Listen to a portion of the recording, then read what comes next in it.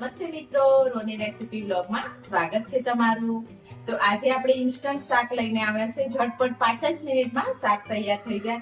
ઘરે એક જ વસ્તુ અવેલેબલ હોય એનાથી શાક તૈયાર થઈ જાય છે અને એકદમ જોરદાર અને ટેસ્ટી। તો આ શાકને આપણે બાજરીનો રોટલો હોય, ભાખરી હોય, રોટલી હોય કે મકાઈનો રોટલો હોય એના જોડે આપણે ખાઈ શકીએ છીએ અને મસ્ત ટેસ્ટી એવું શાક આપણે બનાવીને તૈયાર કરી દઈશું। તો ચલો રેસીપી સ્ટાર્ટ કરીએ।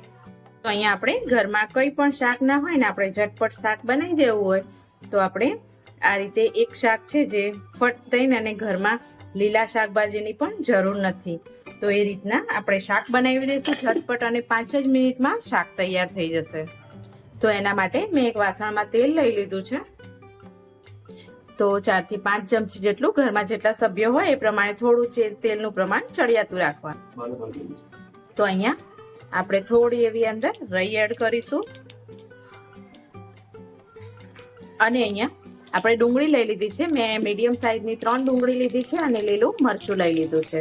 તો આ રીતે અંદર વઘારમાં આપણે એડ કરી દઈશું અને સરસ થોડી વાર આપણે ડુંગળી ચડે ત્યાં સુધી આપણે આને હલાવી લેશું।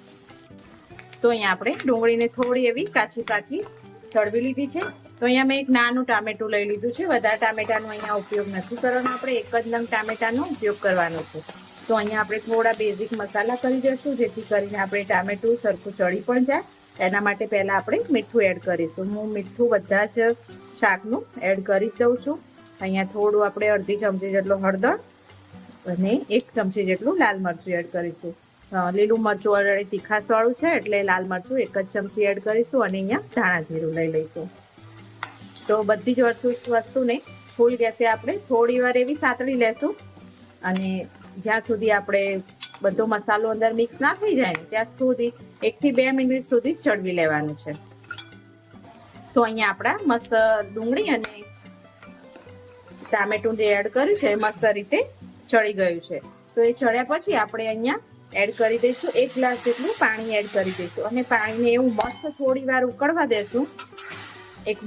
બે ઉભરા આવે, વરાળ એકદમ ઉકળી જાય પાણી ત્યાં સુધી આપણે થવા દઈશું।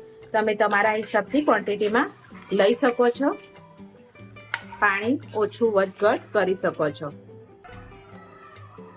તો અહીંયા આપણું મસ્ત એવું ઉકળી ગયું છે બધું જ પાણી, અને પાણી ઉકળે ને એટલે તેલ એકદમ ઉપર આવી જાય છે, દેખાય છે ને, એકદમ સરસ એવું તેલ છૂટું પડી ગયું છે। તો આપણી પાણી આ તૈયાર છે મસ્ત એવું। તો અહીંયા આપણું બધું પાણી ઉકળી ગયું છે। તો આપણે અડધી ચમચી જેટલો કોઈ પણ ગરમ મસાલો હોય ને ઘરમાં એ એડ કરી દઈશું અને ગરમ મસાલાને સરખી રીતે મિક્સ કરી લઈશું।